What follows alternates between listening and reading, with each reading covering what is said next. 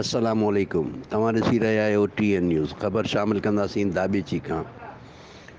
सिंध जे साफ़ियनि सां थींदड़ नाइंसाफ़ियनि ऐं जबरी बरतरफ़ियुनि ख़िलाफ़ु हैदराबाद यूनियन ऑफ जर्नलिस्ट जे सॾ ते साफ़ियनि पारां एहतियाजी मुज़ाहिरो कयो वियो।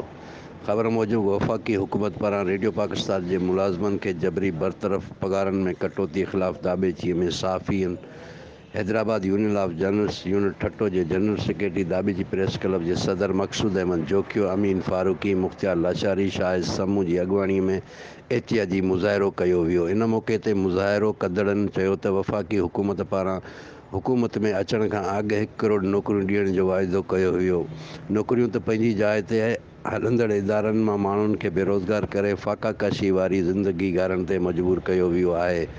सहाफ़ी ही वाहिद आहिनि जेके ॾींहुं राति सियारे तोड़े ऊन्हारे में वॾे ॾुखाइनि मुश्किलातुनि में मज़लूम माण्हुनि जो आवाज़ु आला ऐवाननि ताईं पहुचाईंदा आहिनि।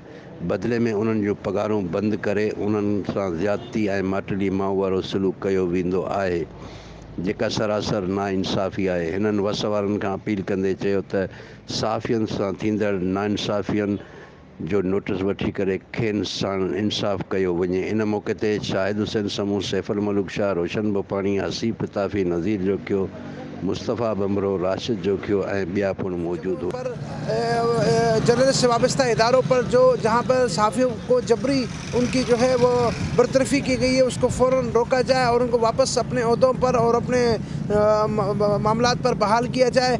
इस समय जहाँ जहाँ पर सहाफ़ियों के जो तहफ़्फ़ुज़ात हुकूमत पाकिस्तान से बनते हैं, जेके सहाफ़ियनि उन्हनि खे जेको जबरी बरतरफ़ कयो वियो, असां उनजी सख़्तु लफ़्ज़नि में मज़म्मत करियूं था ऐं वक़्त जे आला हुकुमरान वज़ीर आज़म खां अपील करियूं था त बदतरफ़ियूं जेके आहिनि इहे रोकियूं वञनि ऐं सहाफ़ियनि जेके ज़ुल्म, ॾाढायूं, जबर जेके बि थियनि था उहे ज़ुल्म बंदि कया वञनि ऐं असां ही पुरअमन मुज़ाहिरो करियूं था। ज़्यादतियूं जेके नाइजादियूं ऐं जेके सहाफ़ियुनि खे पंहिंजे उहिदनि तां बरतरफ़ कयो वियो आहे, उन्हनि खे फ़ौरी तौर बहाल कयो वञे। जेके सहाफ़ियुनि जा ज़्यादतियूं थियनि पियूं, ॾाढायूं थियनि पियूं, जेकी सहाफ़ियुनि खे इदारनि मां छाटियूं कई पियूं वञनि, उन्हनि खे उन जूं पगारूं बंदि कयूं वयूं आहिनि और असां आला हुकम खां अपील था करियूं। प्रेस क्लब ते सिंधी जे सहाफ़ियुनि सां नाजाइज़ूं हमेशह थींदियूं रहियूं आहिनि ऐं सॼे पाकिस्तान जे सहाफ़ियुनि सां जेके वॾा चैनल आहिनि, वॾियूं अख़बारूं आहिनि ऐं वॾा मीडिया जेके ग्रुप आहिनि उहे